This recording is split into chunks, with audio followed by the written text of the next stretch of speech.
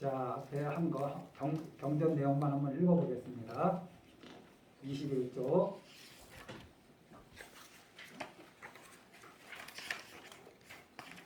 이와 같은 내용을 저는 들었습니다.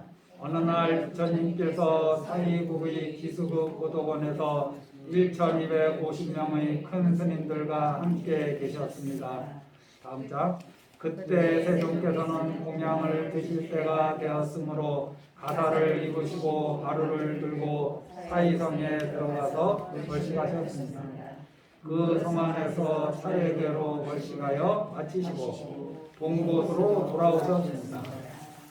넘어가고 공양을 마치신 뒤 가사와 가루를 거두시고 발을 씻으신 다음 자리를 펴고 앉으셨습니다. 그래서 많은 옛날 스님들이 공양을 마치신 뒤 가사와 가루를 거두시고 발을 씻으셨다. 여기까지가 이제 일상생활에서 비구들이 살아가는 모습이잖아요. 그걸 대라고 해요. 그리고 자리를 펴고 앉으셨다. 이거는 정, 선정. 이렇게 이제 나누기도 합니다. 그래서 자리를 펴고 앉으셨다가 이제 선정에 들어가시는 거잖아요. 입정하시는 거고 그 앞에 내용은 계율이다. 그러면 계, 정, 그 다음은 해가 뭡니까? 이 다음에 이제 선양기청분 다음에 대승정종분이 있는데 거기서부터 이제 지혜에 대한 말씀이 나오세요. 그래서 이게 개정해로 이렇게 나누시기도 합니다. 부처님 제자 중에 수보리 존자와 저희 가섭 존자가 있는데 이 금강경의 그 설법을 청하는 이가 수보리 존자잖아요. 그리고 부처님의 대제자가 누구냐면은 마가섭, 가섭 존재예요. 이 두 분이 걸식하는 것이 방법이 좀 틀려요. 무조건 일곱 집을 걸식하는데 부처님 제자들은 누구나 마하가섭은 가난한 집만 다녀. 수보리 존자는 부유한 집만 다녀. 마하가섭이 가난한 집만 다니는 거는 저들에게 복을 심어주기 위해서. 수보리가 가난한 집을 안 가는 거는 한 그릇도 힘든데 걸식하러 오신 스님들한테 음식도 못 드리면 또 얼마나 마음이 불편하겠어. 그래서 그런 것 때문에 또 가난한 집을 안 가요. 그래서 부처님이 두 분을 불러다가 꾸중하시죠. 그러지 말고 분별하지 말고 그냥 차례대로 일곱 집을 돌아서 얻은 만큼만 가지고 돌아오라고. 많이 얻었으면 많이 얻은 대로, 적게 얻었으면 적게 얻은 대로. 그래서 벌식할 때는 7가식이랍니다. 일곱 집만 벌식하는. 좀 덜 얻었다고 해서 8번째 집으로 가면 안 돼요. 제 2분 선현기청분이에요. 제목이 선현기청분. 선은 이럴 때는 이게 우리가 잘하다 할 때 잘이에요. 잘. 착하다 할 때도 선을 쓰지만 잘하다, 잘. 현은 나타난다는 뜻이기도 하고 나타내다. 그래서 잘 나타내신 분, 이게 이제 수보리 한문으로 번역하고 수보리를 한문으로 이렇게 바꾸면은 선현이라고 해요. 그래서 잘 나타내신 분. 무엇을 잘 나타내셨나? 아마 공의 이치일 겁니다. 공을 잘 이해하는 데 있어서 첫 번째 제자가 이제 이 수보리 존재거든요. 잘 나타내신 분이, 선현이 일어나서 청하는 거예요. 법문을 청하는 거예요. 그래서 선현, 수보리가 일어나서 법문을 청한다. 이제 이렇게 소명대자가 이렇게 제목을 지었습니다. 한번 제목을 한번 읽어보겠습니다. 30쪽. 그때 덕이 높으신 수보리 존자가 대중 가운데 계시다가 옷자리에서 일어났습니다. 옷차림을 바르게 정돈하고 오른쪽 무릎을 땅에 꿇고 합장 공경하면서 부처님께 사례였습니다. 이게 이제 선현기청이죠. 선현은 수보리다. 잘 나타내셨다. 잘 나타내신 분이 일어나서 청하다. 그 내용 그대로 해서 제목을 지으신 겁니다. 31조 희유하십니다. 세존이시여 여래께서는 모든 보살들을 잘 보살펴 주시고 모든 보살들에게 잘 당부하십니다. 세존이시여 선남자 선녀인이 세상의 깨달음에 대한 마음을 일으키기는 어떻게 머물며 어떻게 그 마음을 회복받아야 합니까? 부처님께서 말씀하셨습니다. 매우 좋은 질문이다 수고리야.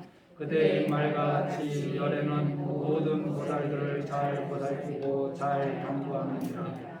그대들은 이제 자세히 들어라.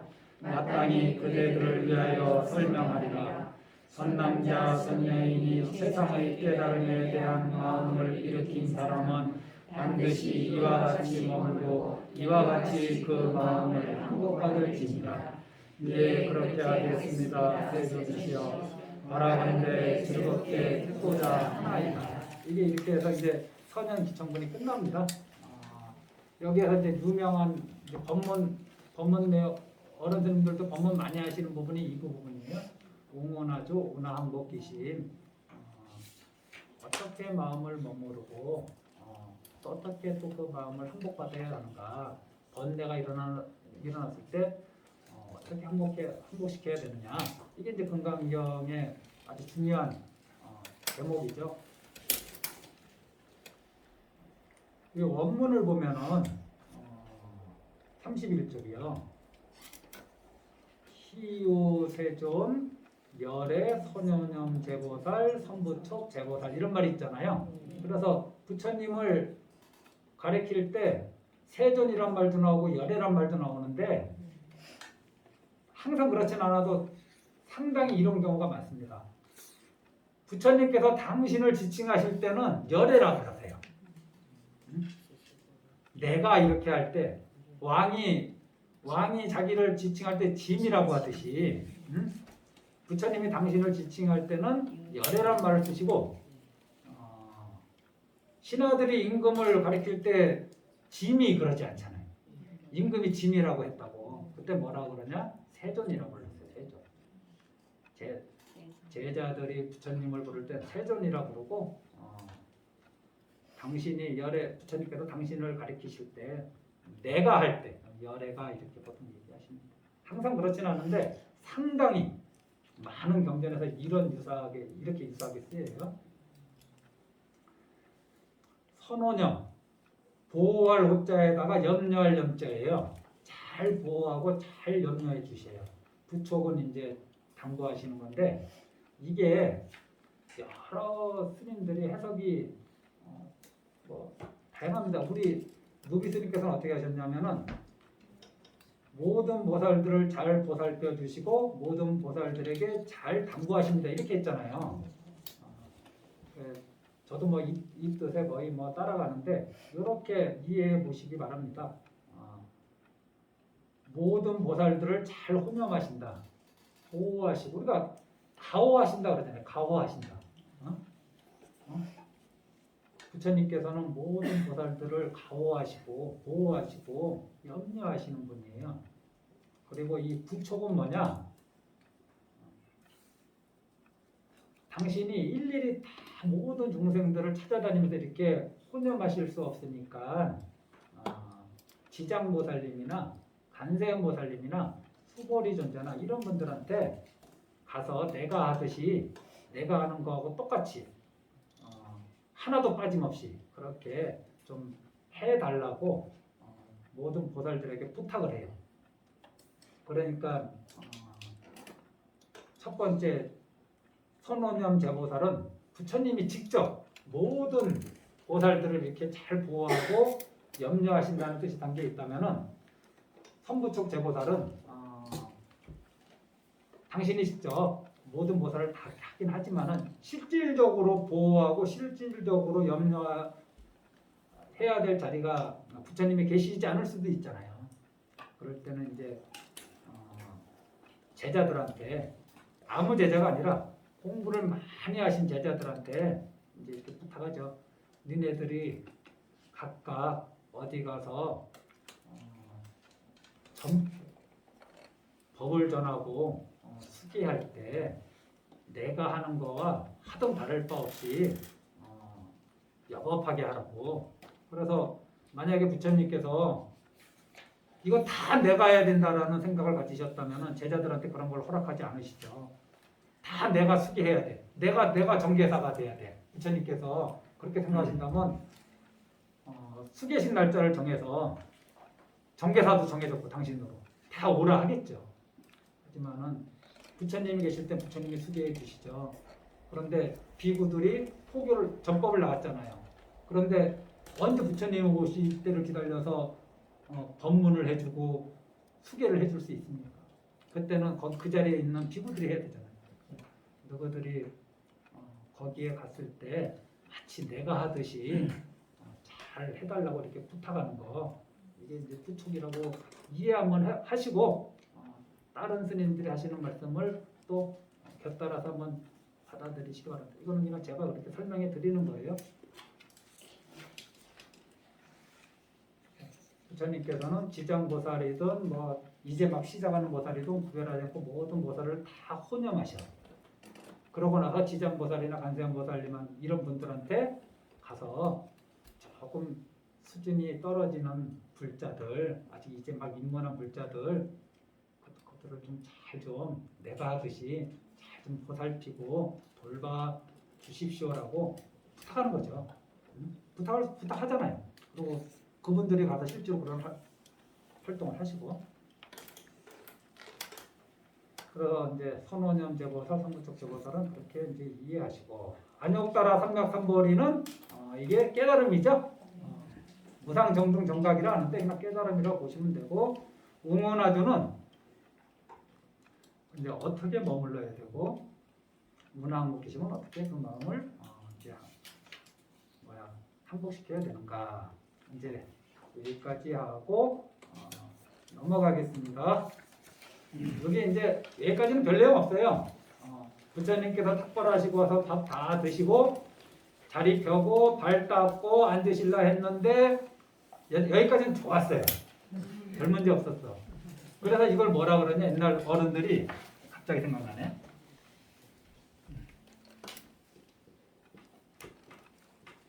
수고리 존재가 일어난 거를 이거라고 얘기해요.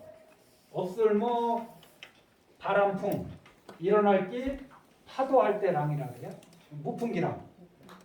바람도 없는데 그냥 파도 물결이 확 친 거래요. 부처님 가만히 그냥 밥 잘 드시고 가만히 선정이 들려고 하는데 이유가 없잖아요. 뜬금없이 일어나죠. 뜬금없이 일어나서 시우하십니다. 그런 거예요. 부처님 무슨 신통력을 보인 것도 아니고 법문을 하신 것도 아니고 아무것도 안 하셨어요. 당신이 탁발하시고 선정에 드는 모양은 제자들도 다 하는 거예요. 부처님 당시에. 시유할 게 하나도 없어요. 그냥 일상생활. 그런데 갑자기 수보리 존자가 벌떡 일어나갖고 뜬금없이 일어나서 질문을 했다 그래서 바람도 없는데 물결을 일으켰다 그래가지고 무풍기랑이라고 옛날 어른들이 줄을 달아놨어요. 이것도 생각나요.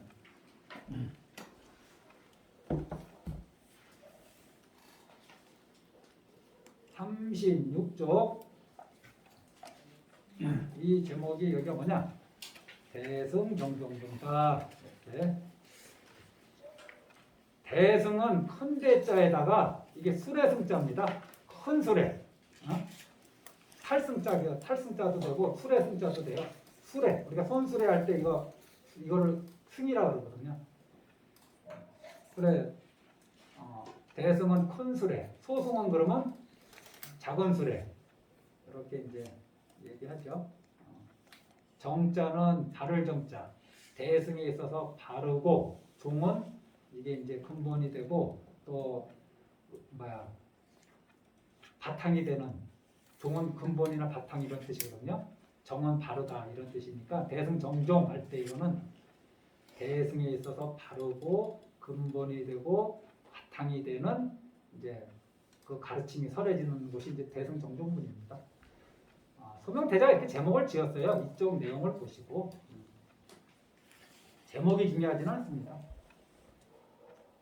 이 37쪽 같이 한번 읽어보겠습니다. 부처님께서 수고리에게 말씀하셨습니다. 모든 보살 마하사는 반드시 이와 같이 그 마음을 항복받을지니라. 보살은 온갖 중생들의 종류인 알에서 태어나는 것, 태에서 태어나는 것, 습기에서 생기는 것, 변하여 생기는 것, 형상이 있는 것, 형상이 없는 것, 생각이 있는 것, 생각이 있지도 않고 생각이 없지도 않은 것들을 모두 무여열반에 들게 하여 제도하느니라. 한장 넘겨서 이와 같이 한량 없고 헤아릴 수 없고 가없는 중생들을 제도하지만 실은 제도를 받은 중생은 없느니라. 자, 또 한 장 넘겨서 42쪽 맨 아래 왜냐하면 수거리야 만약 보살이 나라는 상, 남이라는 상, 중생이라는 상, 수명에 대한 상이 있으면 곧 보살이 아니기 때문입니다. 이게 이제 대성경전본의 내용입니다. 뭔 뜻인지 다 아시죠? 네 번째 제 4번으로 넘어갑니다. 진짜 다 하나 보네. 응? 다 하는 것 같아요. 보살이라 이제 입문하신 분도 있다고 하니까 그래도 좀 알고 계신 분은 한 번 더 복습한다 생각하시고 처음 들어보시는 분도 있으니까 좀 이해하시기 바랍니다. 여기 계신 분들 다 보살님이라고 그러죠? 내가 볼 때는 보살님이란 칭호가 너무 가해요. 가하지 않나요? 보살님은 어느 분들을 보살님이라고 우리가 그냥 일반적으로 얘기하나요? 지장보살님, 간대음보살님, 문수보살님. 그런데 대승불교에 와서는 보살이라는 말을 상당히 보편적으로 씁니다. 그럼 어느 사람들한테 이 보살이란 말을 쓰느냐? 쓰는 게 맞느냐? 그래서 오늘 제 설명을 듣고 보살이라는 이름을 나한테 반납하고 가시던지 계속 쓰실 것인지 한번 생각해 보십시오.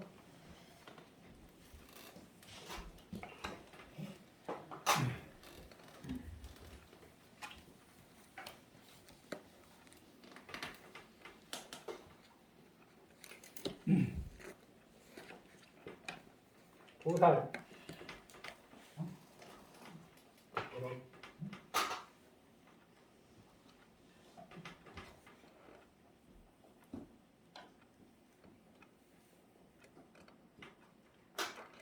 보살은 이제 줄임말이에요. 뭐의 줄임말이냐면은 보리살타.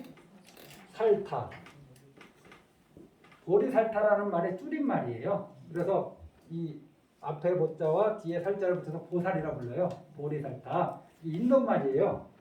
보리는 깨달음이라 그래서 각이라는 말로도 번역하고 우리가 도 닦는다 할 때 이 도자로도 번역하고 살타는 평범한 사람, 중생이라 그러기도 하고 그냥 유정 또는 중생, 평범한 사람이에요. 살타는 평범한 사람, 우리 같은 사람들. 보리는 깨달음을 얘기해요. 그러니까 한꺼번에 번역하면 뭐냐? 깨달은 중생. 깨달은 중생. 근데 깨달은 중생이란 말이 되는 거예요. 깨달았으면 중생이 아니고 중생이면 깨닫지 못한 거죠. 깨달음을 추구하는 중생이라고 우리가 이해하시면 되겠죠. 깨달음을 추구하는 중생. 그리고 깨닫긴 깨달았는데 부처님처럼 완벽한 깨달음이 아니라 이렇게 수행도 지위가 있잖아요. 이쪽에서 보면은 수다원, 사담, 아남, 아라한이 이렇게 있고 대승불교에서는 이렇게 타면 십성이라고 있거든요. 그래서 수행지가 올라가면서 이제 그 수행의 정도가 달라지는 거죠. 깨달음의 깊이가 다른 거죠. 그래서 깨달은 가기적, 깨달은 중생이라고 얘기해도 됩니다, 사실은. 그런데 그 깨달음의 깊이가 다 다른 거죠.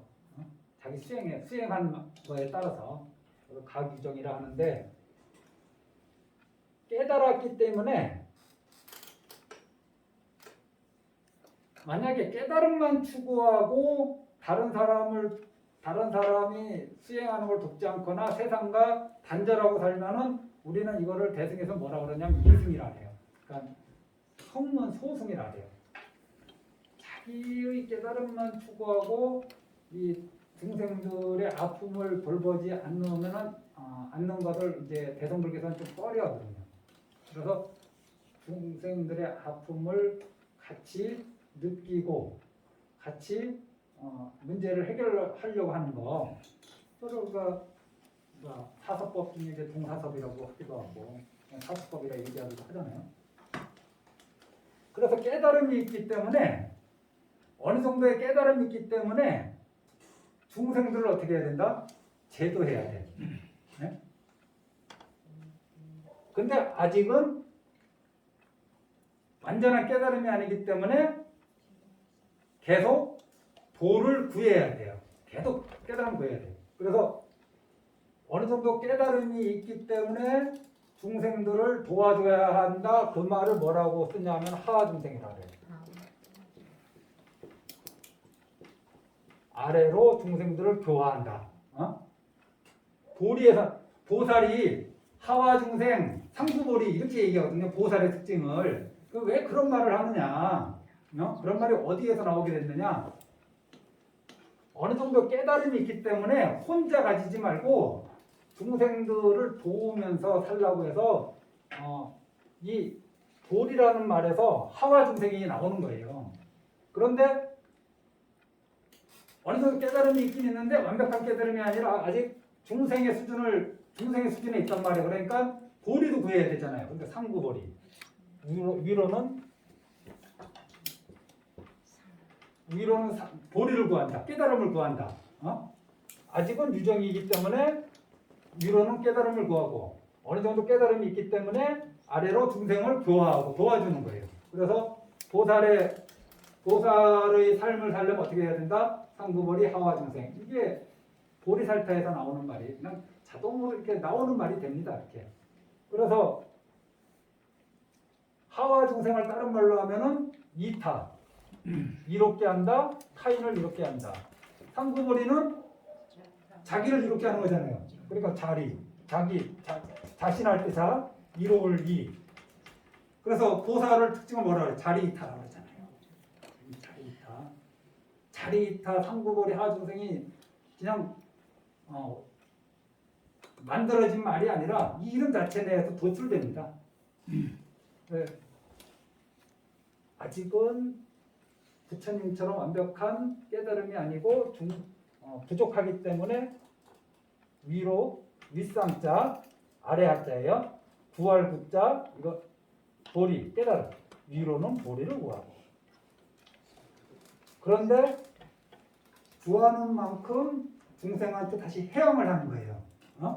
내가 요만큼 깨달음이 있으면 그걸 중생 혼자 가지는 게 아니라 또 더 높은 경지로 가기 위해서 어디에 파묻히는 게 아니라 운둔하는 게 아니라 중생에게 그만큼을 해양하는 거예요.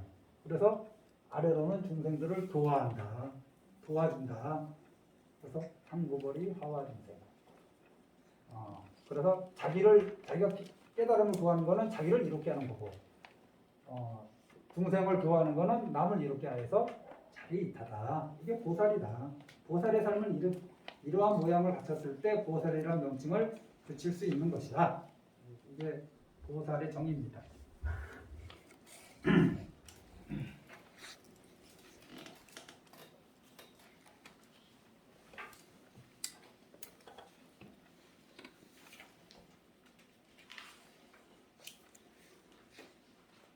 자, 37조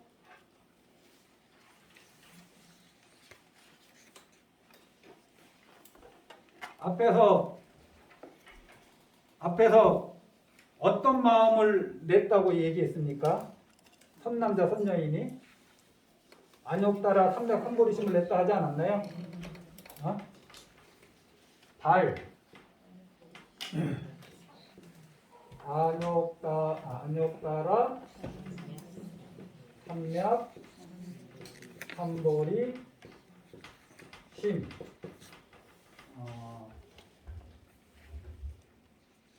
앞에서 발 안욕따라 삼맥삼보리 안욕따라 삼맥삼보리 요게 안욕따라 삼맥삼보리 요게 오삼 정등 정각 이게 깨달음입니다. 그냥 성불하는 거 열반에 드는 거 열반 웅짜는 거 그래서 너무 길잖아요. 그래 이걸 또 줄여요. 뭐라고 줄이냐? 요걸 요만큼을 없다고 생각해. 그래서 발보리심 이렇게 얘기해요. 네 글자도 길어. 또 줄여. 요거까지 줄여. 발심. 우리가 발심했다고 그러잖아요. 마음을 냈는데 어떤 마음을 내? 나쁜 마음을 내는 걸 발심이라 하는 거예요. 발심은 무조건 그 심은 어떤 심이냐? 안욕따라 삼백삼보리 심이다. 발심할 때 그 심은 깨달음의 마음을 일으키는 거. 이전까지는 그런 마음이 없었거든요. 일으킬 발자예요. 이 발자가. 이전에는 이 법문을 듣기 전까지는 그런 마음이 나한테 있지 않았어. 그런데 이 법문을 듣는 인연으로 문득 나 깨달아야겠다. 나 이제 깨닫고자 하는 마음을 좀 내야겠다. 이 깨달음이야말로 가장 뛰어나고 수승한 길이구나. 그래서 나는 깨달음의 길을 가야겠다. 라는 마음을 내면 그게 뭐라고요? 그게 발심입니다. 발심했다고 해서 갑자기 뭐 대단해지는 게 아니라 그런 마음을 내는 거예요. 이런 마음을 낸 사람은 이제 이런 마음을 냈잖아요. 그런데 이런 마음만 내면 그 다음에 어떻게 해야 되는지 부처님이 또 잘 알려주셔야 될 거 아니에요. 안욕따라 삼백삼보리 심, 발심. 깨달고자 하는 마음을 낸 사람이 웅운하죠. 이런 사람들이 어디에 머물러야 하고 또 이런 마음을 냈다고 해서 이것이 뭐 계속 이렇게 향상만 되느냐? 그만하고 싶을 때도 있잖아요. 간두고 싶을 때도 있고 게을러지고 싶을 때도 있고 이런 마음이 들었을 때 어떻게 그 마음을 항복시킬 것이냐? 이런 마음을 일단 냈어. 냈을 때 그럼 이 마음을 어떻게 유지해야 되느냐? 이게 첫 번째 문제죠. 그 다음에 유지하려고 했는데 잘 유지가 안 됐어. 왜 유지가 안 되느냐? 번뇌의 마음이 그 자리를 차지한 거죠. 다시 이 마음이 생기기 이전의 상태로 돌아간 거잖아요. 그럴 때 그 마음을 어떻게 항복시킬 것이냐? 그것이 금강경이 지금 우리한테 얘기하는 겁니다. 그러니까 발심 안 한 사람은 그 다음 내용은 들을 필요가 있다 없다? 없어. 맞잖아요. 발심한 사람이 그 마음을 어떻게 유지할 것이냐? 그 마음 그리고 유지하다가 힘들어지면 어떻게 그 힘들게 하는 것을 항복시킬 것이냐? 이런 법문인데 발심을 안 했는데 유지하려고 하는 마음 자체도 없고 발심을 안 했으니까 유지하려고도 하지 않고 그 마음이 탁해졌을 때 탁해진 줄도 모르고 다시 원상태로 발심한 보리심으로 돌아가려고 하는 그 마음의 준비가 안 돼 있잖아요.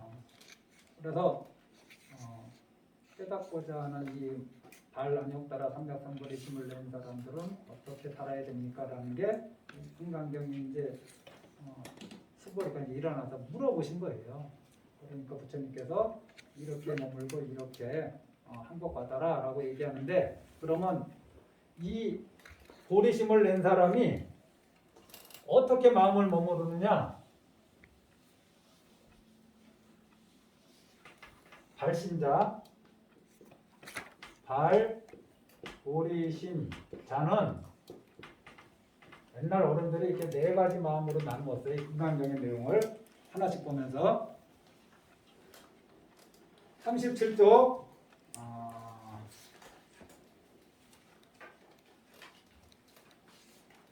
모든 보살마살은 반드시 이와 같이 그 마음을 항복받을지니라 해놓고 뭐라고 되어 있냐면은 보살은 그때 보살의 뜻을 아시겠죠? 네. 보살, 보리살타다. 그래서 제가 아까 설명한 거 온갖 중생들의 중리인 여기 보면은 테란스파 태에서 난 거, 우리가 사람들은 태에서 나잖아요. 그다음 알에서 나는 거 있죠. 뭐 습기로 나는 거 있죠. 변화로 나는 게 대표적인 게 뭐냐? 변화로 나는 게 지옥하고 아기, 귀신, 천상에 태어난 거 변화로 나는 겁니다. 갑자기 여기서 사라지고 저쪽에 뿅 하고 나타나는 거예요. 어? 내가 여기서 죽었어. 온갖 악행을 저지르다 죽었어. 다음에 지옥이 어떻게 태어나느냐? 변화로 태어나. 지옥에 태어나는 걸 화생이라고 해요. 그래서 어디까지냐? 한번 우리 36쪽 한번 보실래요? 제가 웬만하면 한번 보지 않는데 이거 한번 볼게요. 맨 아래쪽에 보면은 양난생, 양난생 하나, 약태생 둘, 약습생 셋, 약하생 넷, 약유색 다섯, 약무색 여섯, 약유상 일곱, 약무상 여덟, 약비유상, 비무상 아홉. 이래서 이거 구류, 아홉 종류의 중생이라 해서 구류 중생이라고 합니다. 구류 중생. 여기서 색은 몸뚱아리 있는 거예요. 이 상은 생각이 있는 거. 그래서 약유상 그러면 생각이 있는 중생, 약무상하면 생각이 없는 중생, 이런 뜻이고, 그건 나중에 좀 한번 얘기할 거고요. 여기에서 중요한 거는 보리심을 낸 사람들이 자리 이탈을 하는데, 자기도 이롭게 하고 남도 이롭게 하기 위해서 어떻게 하느냐? 자기는 스스로 위로는 깨달음을 구하고 다른 사람들을 교화하는 삶을 살잖아요. 보살이 보리심을 낸 사람이. 그런데 그 대상이 누구냐? 일체 모든 중생이에요. 나랑 친하니, 나랑 뭐 원수지니, 뭐 이거는 종류를 얘기한 거고, 우리도 살다 보면은 잘해주고 싶은 사람도 있고, 만나기도 싫은 사람이 있고, 인연 끊는 사람도 있고, 그렇잖아요, 실제로. 그런데 보리신자는, 발신자는 그런 마음이 들었을 때 그 마음을 항복시켜야 돼요. 그래서 일체 모든 중생들을 대상으로 하는 거예요. 일체 모든 중생들을 대상으로 하기 때문에 가장 큰 마음이라고 해서 강대심이라고 해요. 어디까지가 강대심이냐? 이 생각이 있지도 않고 생각이 없지도 않은 것들, 여기까지가 광대심이에요.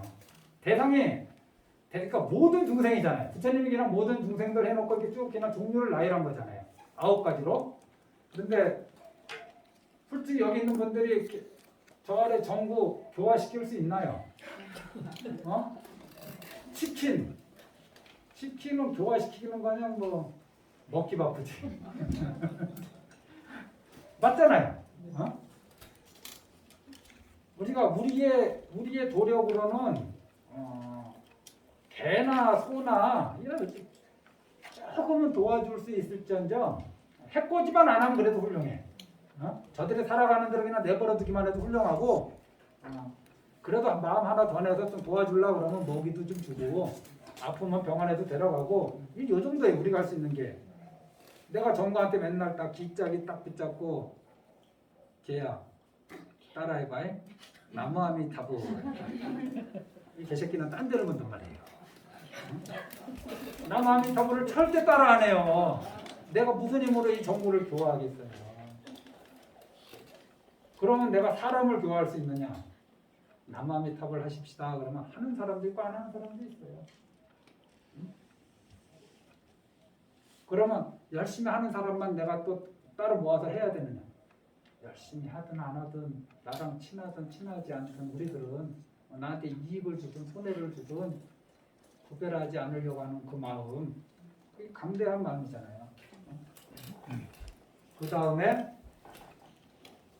37쪽 보면은 모두 무여열반에 들게 하여 제도하리라 이거잖아요. 그러니까 다른 중생을 도와주는 삶을 하는데 그 대상이 어느 정도냐? 대상이 제한되지 않았어. 일체 모든 중생이에요.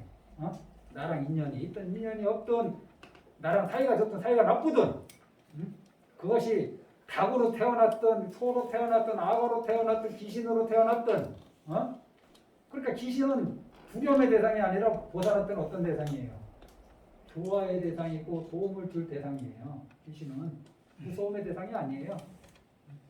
물고기도 이 음식 재료가 아니라 그러니까 보살한테는 이게 참 그러니까 어려운 일이죠.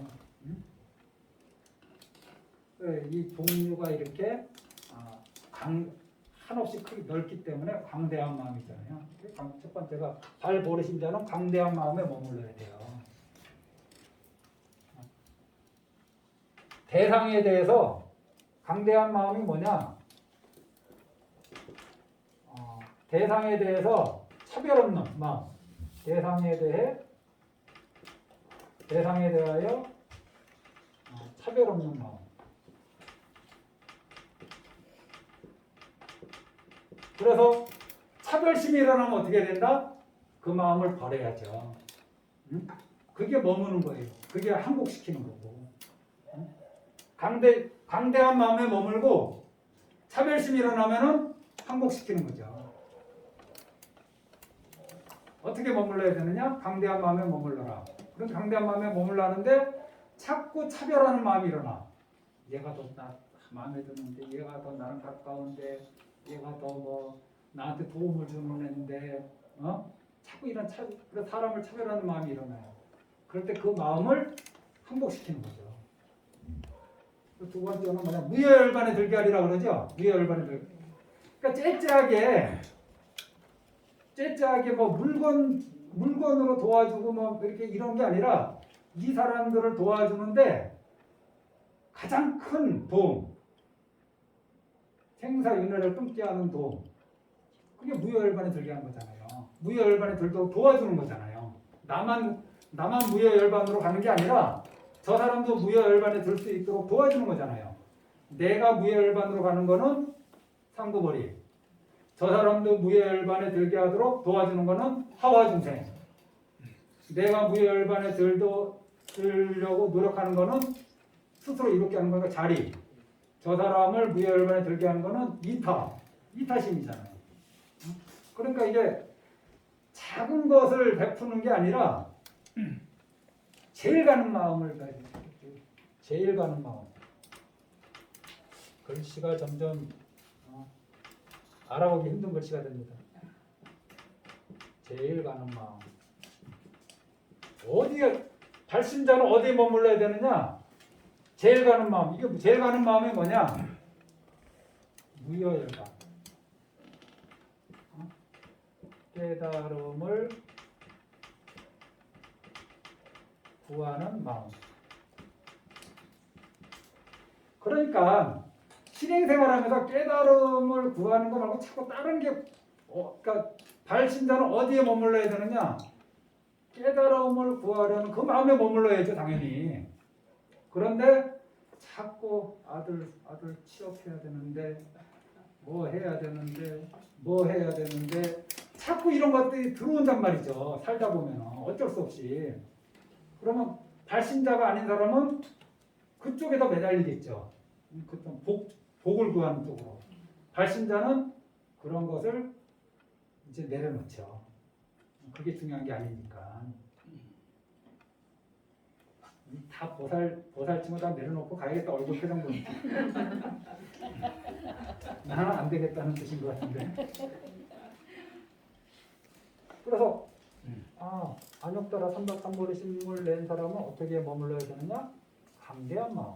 대상에 대하여 부처님은 아홉 중생에 대해서 아홉 종류의 중생에 대해서 얘기했지만은 저는 이제 나랑 가깝고 머니 나한테 이익을 주느니 손해를 주느니 내가 잘해주고 싶으니 왠지 미우니 뭐 이런 여러 가지 분별이 있잖아요. 그렇게 해서 차별 없는 마음, 이 대상에 대해서 차별 없는 마음 내는 것이 이제 여기에 머물러야 돼요. 차별하는 마음이 일어나면 그 마음 항복시키고, 네? 제일 가는 마음, 깨닫고자 하는 마음을 그래도 갖고 있어요. 자식이 잘 되기를 바라는 마음도 있지만은 그거의 바탕은 뭐냐? 나도 깨닫고 자식도 깨닫게 하겠다는 마음이죠. 나는 깨닫고 자식은 승진하는 걸로 자식을 위한 기도를 멈추는 게 아니에요. 승진은 방편이고 나도 깨닫고 우리 자식도 깨닫고 나도 극락가고 자식도 극락가고 이 두 가지 길을 가는 거죠. 이것이 제일 가는 마음이죠. 제일 가는 무여열반이거든요. 이게 자잘한 거를 추구하잖아요. 자잘한 거를 깨달음을 추구하는 거예요. 여기까지는 해야 돼서 제가 조금만 더 할게요.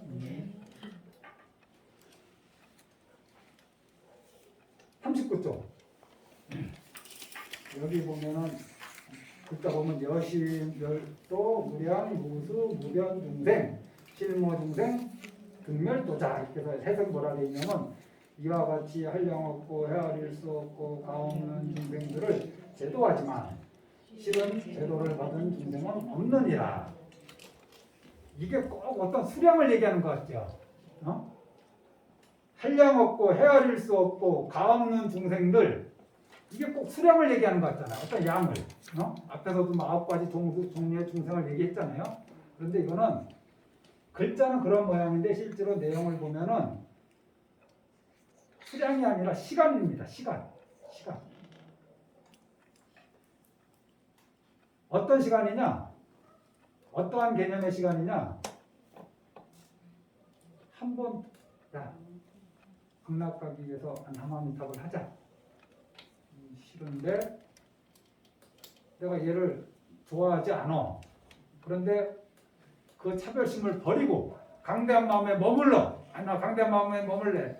그리고 으뜸가는 이 마음, 으뜸가는 진리를 알려줄래. 그래서 내가 싫은 애인데도 불구하고 그 마음 버리고 남한이니까 그래서 극락 가자. 내가 싫어. 그러면 알았어. 그럼 나만 하지. 이게 아니라는 거예요. 이 사람이 할 때까지 계속 내가 이 마음을 변치 않는 거예요. 그래 변하지 않는 마음이야. 이 사람이 그 깨달음을 얻을 때까지 또 나도 내가 깨달음을 얻을 때까지 변하지 않는 마음. 그래서 이거는 한문으로는 항상심이라고 해요. 항상심. 변하지 않는 마음이라고. 그런데 이거는 저는 그냥 변치 않는 마음이라고. 변치 않는 마음. 무량무수 무변 중생들이 내용으로는 거의 어떤 수량을 얘기하는 것 같은데 그게 아니라 그 어떤 상황이 되더라도 어떤 조건이 닥치더라도 어떤 변수가 생기더라도 변치 않는 거예요. 어떤 마음을? 보리심을, 발심을. 무엇이 변치 않느냐? 발심을. 그 발심의 내용이 뭐냐? 상부보리 하하중생. 나는 보리를 구하고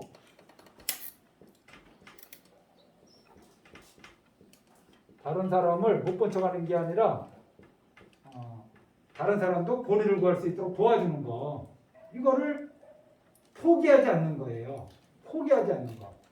변치 않는 거. 항상 하는 거. 언제나 이 마음을 유지하는 거. 솔직히 자식도 포기하는데 뭐. 남편도 포기하고 아내도 포기하잖아요. 몇 번 얘기해보고 안 되면 단념하잖아요, 솔직히. 내가 뭐 다 대답을 강요하는 게 아니라 주변 사람들한테 항상 그렇게 대하지 않아요? 몇 번 건의해보고 말 안 들으면 포기. 그게 속편해. 그런데 보리심을 낸 사람은 포기한다, 안 한다? 안 한다. 포기 안 한다. 자기도 포기 안 하고 상대방에 대한 마음도 포기 안 하는 거예요. 끝까지 저 사람이 올바른 길을 갈 수 있도록 내 마음을 계속 그 사람한테 붙여주는 거예요. 변치 않는 마음. 어떤 조건에서도 변치 않고 어떤 상황에서도 바뀌지 않는 마음. 그러니까 이것이 수량을 얘기하는 것 같지만 사실은 시간 개념이다. 언제나 똑같은 마음이다. 언제나 한결같은 마음. 그래서 발심한 사람은 어디에 머물러야 된다? 지금까지 대상에 대해서 일체 차별 없는 마음, 강대한 마음을 내야 된다. 좋아하고 싫어하는 떨어지면 안 된다. 이익과 손해에 떨어지면 안 된다 이거예요. 거기에 떨어지면은 그 마음을 항복시켜라. 그리고 남들을 도와줄 때 어떤 마음으로 도와주느냐? 그 최종 목적지는 깨달음이다. 빵 하나 주고 내가 이만큼 했으면 되지 얼마나 더 하라고. 내가 이번 달에 물고기를 30마리나 놔줬는데 뭐 2마리 더 놔주라고? 이게 아니라는 거예요. 근데 이만큼 했으니까 그만하고 싶다. 이런 게 아니라는 거예요. 그런 마음이 들면 어떻게 해야 된다? 항복시켜야죠. 항복시켜야지. 그런 마음은. 그리고 괜찮은 마음. 말이 안 통해. 말귀를 못 알아먹어. 몇 번을 말을 돌려서 얘기했는데도 그런 사람들 되게 포기하고 험담하고 이러다가 그냥 인연 정리돼요. 그러지 않고 항상 이 사람을 포기하지 않는 거죠. 이 사람을 포기하지 않는 건 뭐냐? 내가 변하지 않으면 돼요. 상대방이 변하든 말든 그건 아무 중요한 게 아니야. 내가 변하지 않으면 돼. 내 마음이 변치 않으면 돼요. 그렇지 않나요? 내 마음이 변치 않으면 돼. 그럼 상대방이 제도 받았든 제도 받지 않았든 중요한 게 아니라니까요. 내 마음이 변치 않는다면 제도 받은 중생이 없어요. 41조 맨 아래 왜냐하면 수고리야 만약 고사리 나라는 상 남이라는 상 중생이라는 상 수명에 대한 상이 있으면 고사리 아니기 때문이니라. 여기까지 이제 했는데 이게 이제 전도되지 않은 마음이라고 그래요. 이거를 전도는 뒤집어진 거죠. 전도 몽상할 때 전도되지 않은 마음. 그러면 도리시 발심자는 마음이 전도되면 안 돼요. 전도된 마음이 뭐냐? 아상에 치우칠 때. 무아상. 전도되지 않은 마음은 무아의 마음이에요. 무아의 마음. 그래서 어떤 마음이 생겼을 때 항복시켜야 되느냐? 나다라는 아상이 치솟을 때 이 마음을 항복시켜야죠. 내 것이다라는 소유욕이 강해져서 다른 사람이 고통받든 안 받든 다른 사람이 손해를 보든 안 받든 일단 내 것부터 챙기려고 하는 그 마음을 항복시켜야죠. 전도되지 않으려면 아상, 인상, 중생, 수자상이 없으려면 내가 너보다 낫다라는 그러한 교만심이 생겼을 때 내가 보니까 너는 24평에 살고 나는 지금 36평에 살아. 너는 무슨 차 끌고 나는 뭐 이런 차 끌어. 너는 월급이 얼마고 나는 월급이 얼마야. 너는 지금 입고 있는 옷이 진시장, 나는 입고 있는 옷이 신세계. 이런 식으로 이런 마음이 생겼을 때 그 마음을 항복시켜야죠. 그런 마음에 머물면 안 되는 거예요. 그런데 그런 마음에 머무는 사람은 그 마음이 틀리다고 생각 안 해요. 그것이 틀리다고 생각하면 그런 마음에 머물지 않겠지. 틀리다고 생각하지 않으니까 그 마음 거기에 머무르고 그거를 즐겨요. 즐깁니다. 그 어리석은 거죠. 그러면 전도된 거잖아요. 뒤집어진 거잖아요. 발심이 뒤집어진 거 아닌가요? 발심되기 전에 상태로 돌아간 거잖아요. 그러니까 전도되지 말아야지. 그러려면 다시 아상이 없어야죠. 아상, 인상, 중생, 수자상 이것이 없어야 된다. 여기에 보면 뭐라고 되어 있나? 나라는 상, 남이라는 상, 중생이라는 상, 수명에 대한 상이 이게 무슨 말인지 모르겠어요. 이게 아무리 읽어도 무슨 말인지 모르겠어요. 나라는 상, 남이라는 상 이게 여기까지만 하고 다음 시간으로 넘어가겠습니다. 몇 마디만 하면 되니까. 약속 시간을 못 지킨 것 아니야, 아직 안 끝났어요. 여기까지만 하고 조금만 죄송합니다. 그럼 이제 다 먹었어요. 이제 이제 숭늉만 마시면 돼요. 그래서 발심했느냐 안 했느냐가 일단 중요한 거고, 발심한 사람은 어디에 머물러야 되느냐, 어떻게 머물러야 되느냐, 네 가지 마음 상태로 머물러라. 대상에 대해서 차별 없는 강대한 마음에 머물러라. 요거 참. 그 다음에 자잘한 거 말고 이 깨달음을 추구하는 마음을 가장 근본으로 둬라. 그러면서 뭐 월급도 더 많이 받고 싶고 뭐 이런 그런 부수적인 거고, 그런 걸 포기하려는 게 아니라 제가 생활하면서 그런 것도 다 직장 생활하는 거 뭐 하는 것도 다 내가 깨달음을 이루기 위한 방편으로 이제 여기는 거죠. 발심만 하면 그게 돼요. 발심만 하면. 그 다음에 변치 않는 거. 어떤 조건이 바뀌어도 나는 괜찮아. 상대방은 바뀌어도 나는 안 바뀌는 거예요.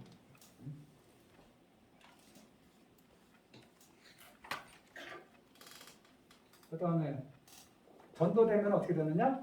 발심하기 전의 상태로 그냥 가버리는 거예요, 사실. 발심하기 전의 상태가 뭐냐? 아상이 일어나면 아상이 치솟는 대로 가고, 욕심이 생기면 욕심, 분노가 생기면 분노, 그냥 치달리는 거잖아요.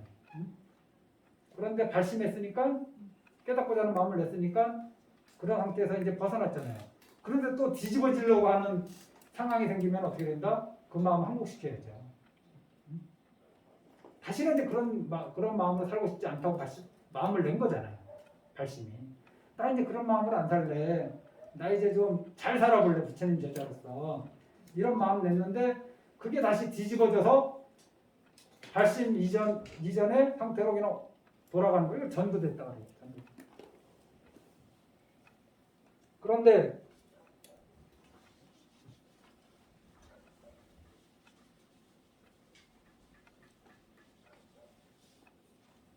여기까지 하지 뭐. 다음 주가 없는 것도 아니고. 아상, 인상, 중대상, 후대상은 다음 시간에 하겠습니다.